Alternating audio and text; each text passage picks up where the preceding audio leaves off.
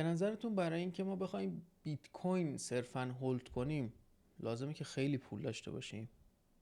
با من همراه باشید.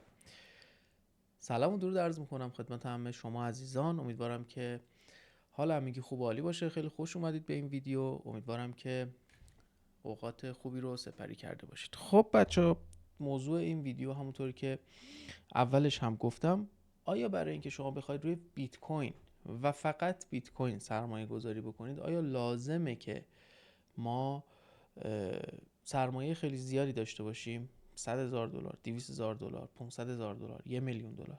نه. ببینید بچه، الان ما قیمت بیت کوین رو داریم ما هم دیگه میبینیم که قیمت بیت کوین $105,433، یعنی هر یک بیت کوین $105,000. و آیا ما به خاطر اینکه بخوایم بیت کوین داشته باشیم لازمه که $105,000 داشته باشیم؟ نه. شما با $50 هم میتونید بیت کوین بخرید. به چه صورت؟ ببینید بچه، الزامی نیستش که شما حتما وقتی که میخواید یک ارزی رو بخرید یه دونه، یک واحد از اون ارز رو بخرید. شما حتی میتونید یک بخشی از اون ارز رو بسته به اون پولتون بخرید. مثل این میمونه که شما میرید میوه فروشی، یک کارتون پرتقال توی میوه فروشی هست. آیا شما هر سری که میخواید برید پرتقال بخرید میگید یک کارتون من پرتقال میخوام؟ نه. یا وزن میدید، مثلا 1 کیلو، نیم کیلو، 200 گرم، یا میگید آقا مثلا قد 10,000 تومان، قد 100,000 تومان، قد 500,000 تومان به من پرتقال بده. دقیقاً بیت کوین هم همین جوریه. خب شما وقتی که میخوای بیت کوین بخری، اول از همه اگر سرمایت کمه، صرافی رو انتخاب کن که کارمزد زیادی ازت نگیره برای این خرید و فروش ها. اگر که ویدیوی مربوط به حالا چجوری با سرمایه کم وارد دنیای کریپتو بشیم ندیدید هنوز، میتونید این ویدیو رو ببینید و بعد بیایید بخش چجوری بیت کوین بخریم. اوکی. صرافی رو که انتخاب کردید که کارمزدش کمه و شما میتونید به راحتی با حجم کم برید اون بیت کوین رو خریداری بکنید. مثلا $50 میخواید بیت کوین بخرید. اوکی. $50 بیت کوین رو من میخرم. اجازه بدین.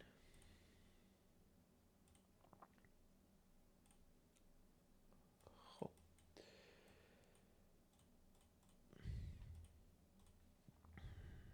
پس من قرار شد $50 بیت کوین بخرم. خب $50 بیت کوین رو میخرم. $50 بیت کوین میشه چقدر؟ خب هر یک بیت کوین $105,000. $50 میشه چقدر؟ خب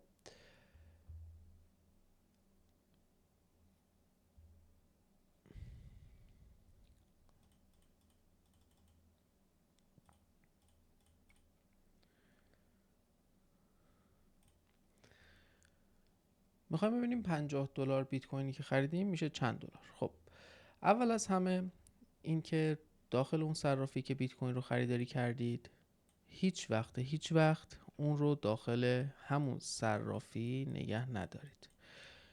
بیت کوینتون رو منتقل کنید به کیف پول. حالا این کیف پولتون میتونه سخت افزاری باشه، این کیف پولتون میتونه نرم افزاری باشه، که برای اینکه شما توی کیف پول سخت افزاری بخواید پول نگه دارید لازمه اوکی یه ذره حجم خریدتون زیاد باشه و این حجم خریدتون الزاما نیازی است تو یک دفعه زیاد بشه. شما میتونید هر بار که $50 پول اضافی اومد دستتون بیت کوین بخرید.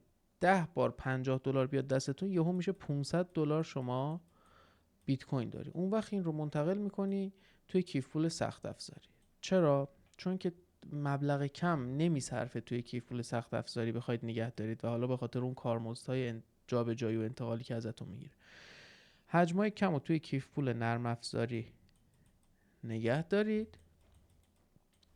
خب وقتی که حجمشون زیاد شد، مثلا رسید به $500 یا حتی $1,000، ببرید توی کیف پول سخت افزاری و همینجور خورد شما $50 بیت کوین بخرید. بعد از یک سال مثلا شما $10,000 بیت کوین دارید. خب قیمت بیت کوین الان $105,000. ممکنه سال دیگه قیمت بیت کوین بشه $120,000. و شما اینجا روی تمام خریدتون و حتی اون $10,000 سود میکنید. اوکی، الان شما مثلا $50 $100 پول دارید، نمیدونید چقدر میتونید بیت کوین بخرید. وارد سایت کوین مارکت کپ که بشید، روی بیت کوین اینجا بزنید، بذارید من برم از اول. روی بیت کوین که اینجا بزنید، ببینید نوشته BTC to USD converter، یعنی تبدیل کننده بیت کوین به دلار. من حالا این زیرو اگه بکنم $50، به شما میگه که شما با کسر حالا کارمزد انقدر بیت کوین میتونی بخری. اینو اگه من بکنم $100، ببینید میشه 0.123 تا 0.95. حالا فکر کن شما هی $100 $100 بیت کوین خریدی، شد $1,000. 0.2095 ادامه دادی، یک سال این مسئله رو، شد $10,000. میبینید هر چقدر حجم بیت کوینتون رو بیشتر کنید، این عدد به 1/10 و 2/10 و نیم و تا 1 نزدیکتر میشه.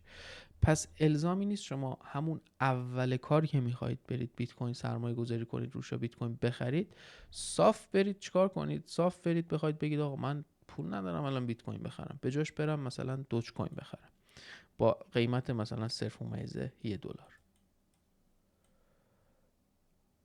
من به جای شما باشم میرم کم کم و خورد خورد بیت کوین میخرم، چون که خیلی خیلی در آینده نسبت به تمامی ارزهای دیگه آینده داره و میتونید روش سرمایه گذاری کنید. پس به هیچ عنوان نگید که من سرمایه‌ام کمه، من نمیتونم توی این بازار سرمایه گذاری کنم، نمیدونم برای اینکه من بخوام بیام توی این بازار الزاما باید $10,000 $15,000 $100,000 پول داشته باشم. نه، با مبلغ کم هم میشه این کارو کرد. صرفاً شما باید راهشو بلد باشی، صبر بیشتری داشته باشی و عجله نکنی.